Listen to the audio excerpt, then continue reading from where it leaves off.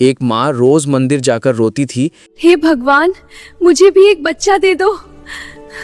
लेकिन जिस दिन भगवान ने उसकी गोद भरी, वो बच्चा कोई इंसान नहीं बल्कि एक खतरनाक सांप था।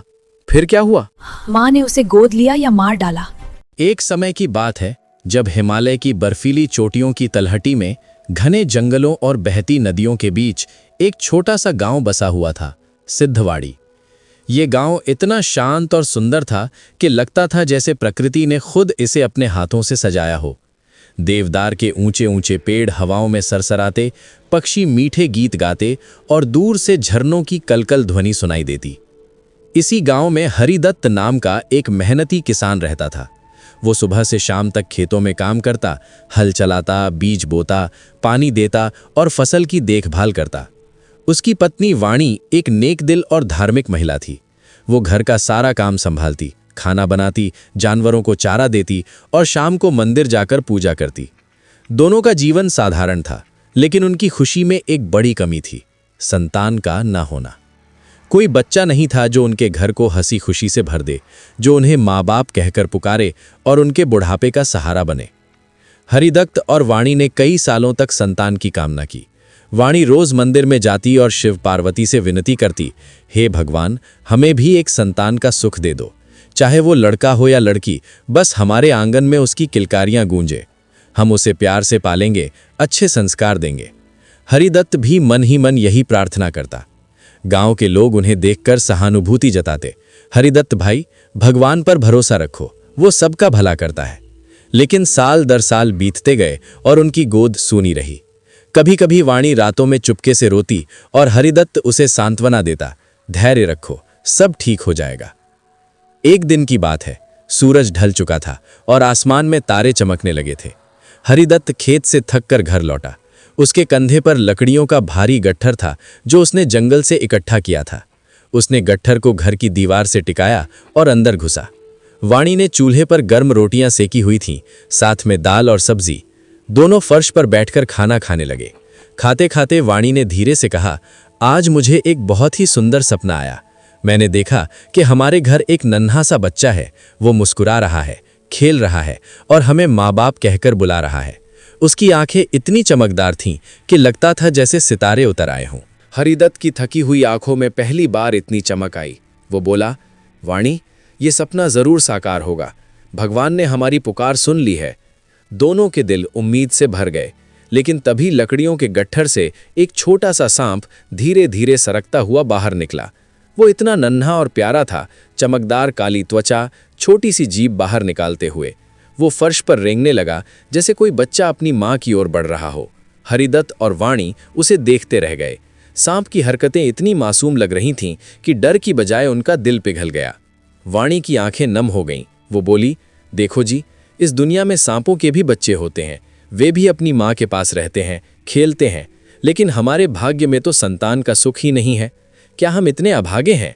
हरिदत्त ने उसे चुप कराना चाहा, लेकिन तभी वो नन्हा सांप उनके पास आया और अचानक मानव स्वर में बोल उठा, माँ, मत रो। अगर भगवान ने तुम्हें अपनी संतान नहीं दी तो मुझे अपना बेटा बना लो। मैं तुम्हारा वफादार और आज्ञाकारी पुत्र बनूंगा। कभी तुम्हें कोई तकलीफ नहीं दूंगा। बस मुझे अपनी ममता दे दो, मुझे पालो जैसे कोई माँ अपने बच्चे को पालती है। दोनों पति पत्नी दंग रह गए। सांप बोल कैसे सकता है? क्या ये कोई जादू है या भगवान की लीला? लेकिन सांप की आंखों में इतनी सच्चाई और मासूमियत थी कि वाणी का मातृत्व जाग उठा। उसने सांप को सावधानी से उठाया और अपनी गोद में रख लिया। बोली, बेटा, अगर तू सच में हमारा पुत्र बनना चाहता है तो हम तुझे पूरे दिल से अपनाते हैं। तुझे वैसा ही प्यार, देखभाल और सुरक्षा देंगे जैसा कोई माँ बाप अपने बच्चे को देते हैं। आज से तू हमारा बेटा है, नागेश। हरिदत्त ने भी सहमति में सिर हिलाया। उस रात वाणी ने सांप को गर्म दूध से नहलाया, मुलायम कपड़े से पोंछा और घर के एक कोने में नरम पुआल से बिस्तर बनाया। सांप खुशी से कुंडली मारकर सो गया, जैसे कोई बच्चा माँ की गोद में सुकून पा रहा हो। समय बीतता चला गया। दिन महीनों में, महीने सालों में बदल गए। वाणी हर रोज नागेश की देखभाल करती, उसे ताज़ा दूध पिलाती, फल और मिठाई देती, उसके साथ बातें करती। हरिदत्त उसे अपने साथ खेत ले जाता, उसे सूरज की किरणों से बचाता और शाम को कहानियां सुनाता। नागेश बड़ा होता गया। वो अब एक बड़ा सांप था, लेकिन उसकी प्रकृति बेहद शांत और बुद्धिमान थी। उसके सिर पर एक चमकदार मणि थी, नागमणि, जो रात में जगमगाती और अंधेरे को रोशन करती। गांव वाले हैरान थे। वे कहते, हरिदत्त ने सांप को बेटा बना लिया, क्या पागल हो गया है? लेकिन हरिदत्त मुस्कुराकर जवाब देता, ये भगवान की देन है, हमारा बेटा है। नागेश कभी किसी को नुकसान नहीं पहुंचाता, वो घर की रक्षा करता, चोरों से बचाता। कई साल बीत गए। एक दिन नागेश ने हरिदत्त से कहा, पिताजी, अब मैं जवान हो गया हूं, मेरी उम्र विवाह की हो गई है, मैं शादी करना चाहता हूं। हरिदत्त हंसे और बोले, बेटा ठीक है, मैं तेरे लिए कोई अच्छी नागिन ढूंढ लाऊंगा, वो तेरी अच्छी जीवन साथी बनेगी। लेकिन नागेश ने सिर हिलाते हुए कहा, नहीं पिताजी, मैं किसी साधारण नागिन से विवाह नहीं करना चाहता। मैं हिमालय के शक्तिशाली सुल्तान की बेटी राजकुमारी सौरभा से विवाह करना चाहता हूँ। वो दुनिया की सबसे सुंदर, बुद्धिमान और दयालु राजकुमारी है। उसकी आंखें जैसे हिरन की, बाल जैसे रेशम और दिल जैसे सोना। हरिदत्त घबरा गए। सुल्तान का दरबार, वहां एक गरीब किसान कैसे जाएगा? सुल्तान उन्हें क्या कहेंगे? लेकिन बेटे की जिद देखकर वे मान गए। अगले दिन वे सिद्धवाड़ी से निकलकर राजधानी की ओर चले। रास्ता लंबा था, जंगल, पहाड़, नदियां पार की। अंत में वे सुल्तान के भव्य महल पहुंचे। महल सोने चांदी से जड़ा था, चारों तरफ फव्वारे और बगीचे। हरिदत्त ने सुल्तान से मिलने की अनुमति मांगी। सुल्तान एक बुद्धिमान और न्यायप्रिय शासक थे। उन्होंने हरिदत्त को दरबार में बुलाया। हरिदत्त ने झुककर सलाम किया और बोला, महाराज, मैं एक साधारण किसान हूँ। मेरे घर में एक बड़ा सांप है जिसे मैंने बचपन से अपने बेटे की तरह पाला पोसा है। वो अब आपकी पुत्री राजकुमारी सौरभा से विवाह करना चाहता है। कृपा करके इस प्रस्ताव पर विचार करें। सुल्तान पहले तो चौंके, फिर जोर से हंसे। बोले, किसान, तुम्हारी हिम्मत तो देखो, एक सांप और मेरी राजकुमारी। लेकिन ठीक है, अगर वो मेरे महल के बगीचे के सभी फलों, पेड़ों और फूलों को सोने में बदल दे तो मैं अपनी बेटी का हाथ उसके हाथ में दे दूंगा।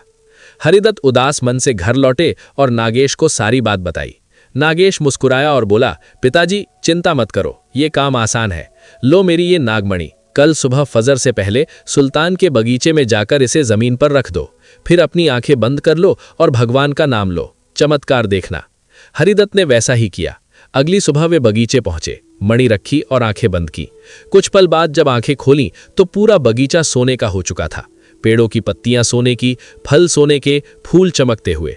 हरिदत्त आश्चर्य से भर गए। उन्होंने तुरंत नागेश को बताया। सुल्तान भी बगीचे पहुंचे और दंग रह गए। बोले, ये चमत्कार है, मैं अपना वादा निभाऊंगा। राजकुमारी सौरभा का विवाह इस सांप से होगा। पूरे राज्य में विवाह की तैयारियां शुरू हो गईं। महल सजाया गया, संगीत बजा, मेहमान आए। विवाह का दिन आया। नागेश राजकुमारी के कक्ष में गया। राजकुमारी सौरभा सुंदर वस्त्रों में सजी थी, लेकिन उसके मन में डर था, सांप से शादी।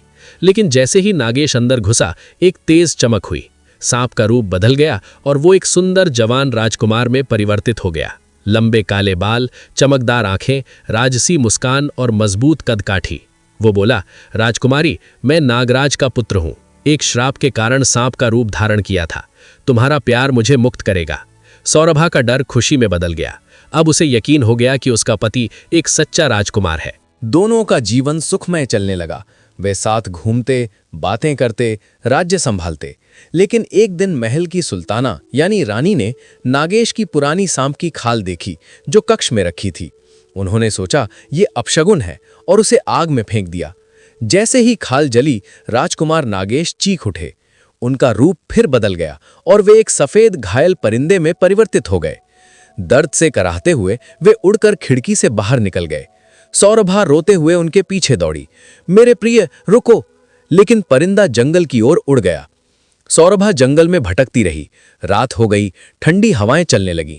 तभी उसे एक बुजुर्ग साधु मिले जिनके चेहरे पर दिव्य ज्योति थी। साधु बोले, बेटी, मत घबराओ, ये सफेद परिंदा तुम्हारा पति है। श्राप के कारण ऐसा हुआ है। उसे ठीक करने के लिए 4 विशेष परिंदों के पंख चाहिए, गरुड़ के, मोर के, हंस के और कोयल के। इन पंखों से उसके घाव भरेंगे और वो वापस मानव रूप में आएगा। लेकिन इन्हें पाना आसान नहीं, साहस और धैर्य की जरूरत है। राजकुमारी सौरभा ने हिम्मत बांधी। वो साधु के साथ निकली। पहले वे ऊंचे पहाड़ पर चढ़े जहां गरुड़ रहता था। सौरभा ने प्रार्थना की और गरुड़ ने एक पंख दे दिया। फिर जंगल में मोर को ढूंढा जो नाच रहा था। सौरभा ने उससे विनती की और मोर ने पंख दिया। सरोवर पर हंस मिला जो शांत तैर रहा था। हंस ने भी मदद की। अंत में घने वनों में कोयल की मधुर आवाज सुनी। कोयल ने पंख दिया। सभी पंख इकट्ठे हो गए। सौरभा ने उन्हें सफेद परिंदे पर रखा। जैसे ही पंख छुए, चमत्कार हुआ। परिंदा चमक उठा और वापस सुंदर राजकुमार बन गया। उसके घाव भर गए, शक्ति लौट आई। नागेश ने सौरभा को गले लगाया। तुम्हारा प्यार ने मुझे नया जीवन दिया। दोनों महल लौटे। सुल्तान और सुल्ताना ने अपनी गलती के लिए माफी मांगी। नागेश ने अपने माता पिता हरिदत्त और वाणी को बुलवाया। उन्हें राजधानी लाया गया। सुल्तान ने उन्हें राजसी सम्मान दिया, नए वस्त्र, आभूषण और महल में जगह।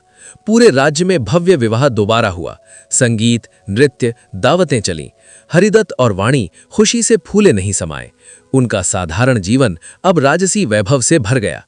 लेकिन उनका सबसे बड़ा सुख था, उनका बेटा सुखी और सम्मानित है। इस कहानी से सीख मिलती है कि सच्चा प्यार, ममता और धैर्य किसी भी बाधा को पार कर सकते हैं।